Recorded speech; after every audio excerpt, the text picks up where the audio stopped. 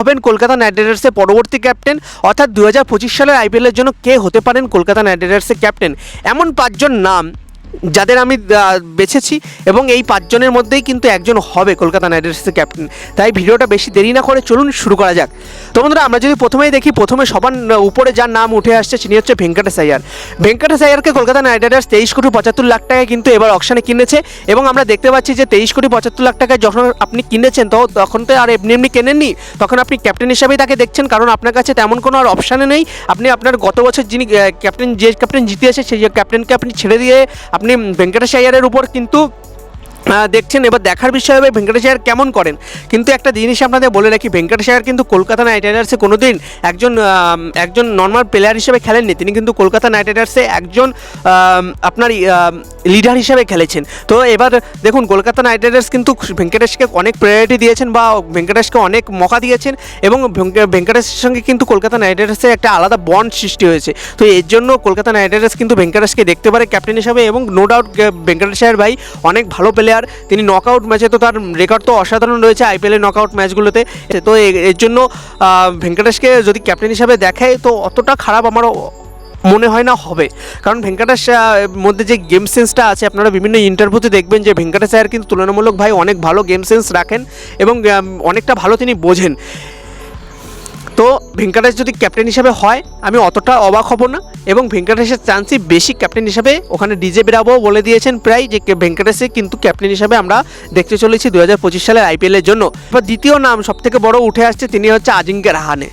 আজিঙ্ক্য রাহানে এমন একজন প্লেয়ার যিনি কিন্তু ভারতকে 36 যখন ভারত আউট হয়ে গেছিলো, 36 রানে যখন ভারত আউট হয়ে গেছিলো, তো সেই টেস্টে অস্ট্রেলিয়ার বিরুদ্ধে অস্ট্রেলিয়ার মাঠে বসে অস্ট্রেলিয়াকে হারিয়ে ওখান থেকে ব্যাক করে জিতা ভাই বিশাল বড় ব্যাপার। তো ক্যাপ্টেন হিসাবে কিন্তু অনেক বড় ভূমিকা রেখেছিলেন আমাদের আজ্জু ভাই বা আমাদের আজিঙ্ক্য রাহানে। তো আজিঙ্ক্য রাহানে অনেক এক্সপিরিয়েন্স প্লেয়ার, অনেক অভিজ্ঞ প্লেয়ার তিনি এবং অনেক কিন্তু রঞ্জি ট্রফিতে, আপনি সৈয়দ মুস্তাক আলী ট্রফিতে, বিভিন্ন দলীপ ট্রফিতে বিভিন্ন জায়গায় তিনি ক্যাপ্টেন হিসাবে কিন্তু মুম্বাইকে রিপ্রেজেন্ট করেছেন এবং ওখানে কিন্তু ভালো পারফরমেন্স করিয়েছেন এবং এমনকি তিনি কিন্তু আইপিএলেও বিভিন্ন টিম যেমন দিল্লি, রাজস্থানের তো অনেক বছর ছিলেন, ঠিক আছে। তো অনেক টিমের কিন্তু তিনি ক্যাপ্টেন হিসাবে বা ক্যাপ্টেন্সি তিনি করেছেন, কিন্তু তিনি সেইভাবে আইপিএলে কিন্তু সার্ভ করতে পারেননি। অ্যাজ এ ক্যাপ্টেন হিসাবে কিন্তু তিনি তেমন সার্ভ করতে পারেননি। কিন্তু দেখুন, আপনি আজিঙ্ক্য রাহানেকে দেখতে পারেন ক্যাপ্টেন হিসেবে, কিন্তু আজিঙ্ক্য রাহানে কিন্তু বর্তমানে টি-20 থেকে তেমন ভালো ফর্মে নেই বা আপনি বলতে পারেন যে একজন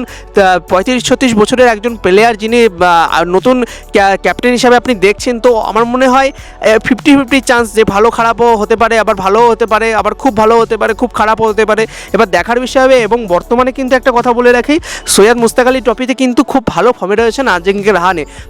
তো দেখুন, কলকাতা নাইট রাইডার্স যদি আজিঙ্ক্য রাহানেকে ক্যাপ্টেন হিসেবে দেখে আমি অতটা অবাক হব না। এবং তারপরে যদি বন্ধুরা আরেকজনের নাম রয়েছে, তিনি হচ্ছে রিঙ্কু সিং। অনেকে হয়তো বলবেন রিঙ্কু সিংকে কেন।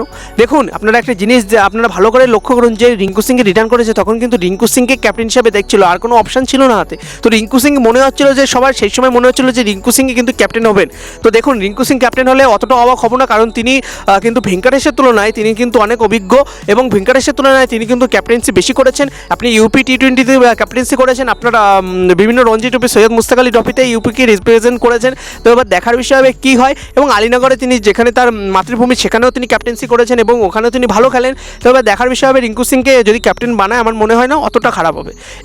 তো বন্ধুরা, তারপর যদি আমরা দেখি সুনীল নারিনকে ক্যাপ্টেন হিসাবে যদি কলকাতা নাইট রাইডার্স দেখে ভাই অবাক হবেন না, কারণ কলকাতা নাইট রাইডার্সের সঙ্গে একটা আলাদা বন্ড আছে সুনীল নারিনের এবং সুনীল নারিনের সঙ্গে কলকাতা নাইট রাইডার্স সেই 2012 সালে যুক্ত হয়েছেন। অর্থাৎ সেই ইয়ং প্লেয়ার থেকে আজ বয়স্ক প্লেয়ার বা সেই এক্সপিরিয়েন্স যেটা তিনি কুড়িয়েছেন এতদিন ধরে, প্রায় 10-12 বছর ধরে তিনি যে এক্সপিরিয়েন্সটা কুড়িয়েছেন, তো ভাই এটা যাতায়াত কথা না, এটা অনেক বড় কথা। এবং একটা টিমের সঙ্গে অর্থাৎ স্পেশালিভাবে শাহরুখ খান, জুলি চাওলা, আপনার তারপর হচ্ছে ভেঙ্কি মাইসুর, তারপর হচ্ছে আপনার ডোয়েন ব্রাভো যিনি বর্তমানে মেন্টর রয়েছেন, তার সঙ্গে ভালো সম্পর্ক।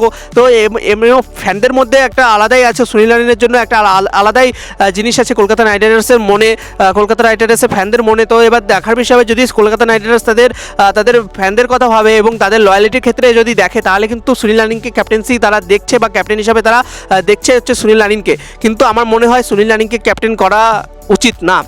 কারণ হচ্ছে সুনীল নারিন হয়তো ভাই ভালো ফর্মে থাকবেন কি না বলা যায় না, হয়তো তিনি বলিংয়ে ভালো ফর্মে থাকবেন, কিন্তু ব্যাটিংয়ে হয়তো সেই ফর্মে থাকবেন কি থাকবেন না সেটা দেখার বিষয় হবে।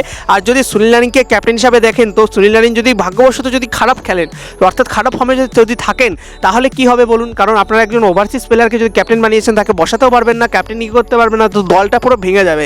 ঠিক আছে, তো আমার মনে হয় না ওভারসিজ প্লেয়ারকে ক্যাপ্টেন হিসাবে আমার মনে হয় না উচিত। ঠিক আছে, এবং তারপরে যদি আমরা দেখি বন্ধুরা মনীষ পান্ডে কিন্তু অনেক অভিজ্ঞ প্লেয়ার, এবং তিনি কিন্তু ব্যাঙ্গালোরের হয়ে বা কর্ণাটকের হয়ে রঞ্জি ট্রফিতে বা সৈয়দ মুস্তাক আলী ট্রফিতে কিন্তু ক্যাপ্টেন্সি করেছেন।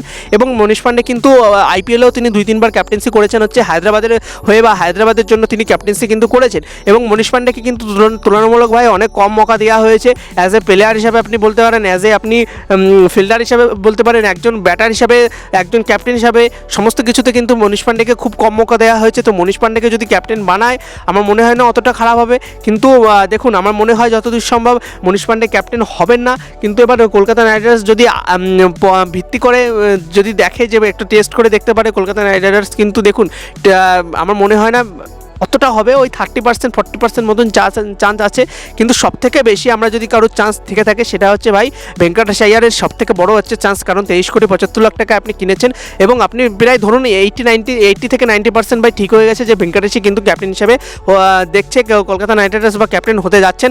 এবং ফ্যানদের মতেও ফ্যানরাও কিন্তু অনেকেরা একমত রয়েছেন যে ভেঙ্কটেশকেই ক্যাপ্টেন করে দাও।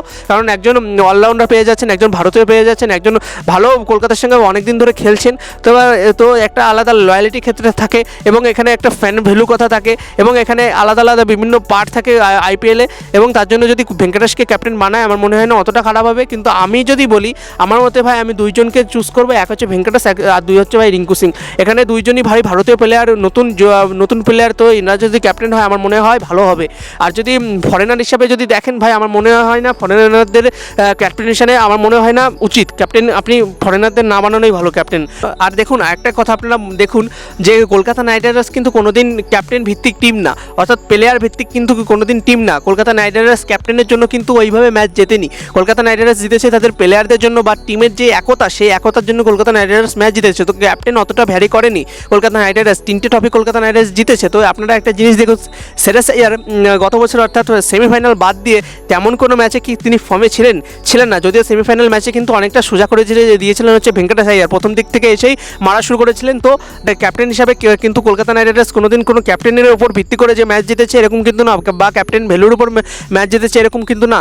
কলকাতা একটা আলাদা টিম, এটা সমস্ত টিম যে একতাটা সেটাভাবেই কিন্তু কলকাতা নাইট রাইডার্স জিতেছে। তো এবার দেখার বিষয় হবে কলকাতা নাইট রাইডার্স কাকে ক্যাপ্টেন বানান। এটা তো সম্পূর্ণ আমার মতে হলো। আপনাদের মতে কি? কলকাতা নাইট রাইডার্স কাকে ক্যাপ্টেন হিসাবে দেখতে চলেছেন 2025 সালে আইপিএলের জন্য?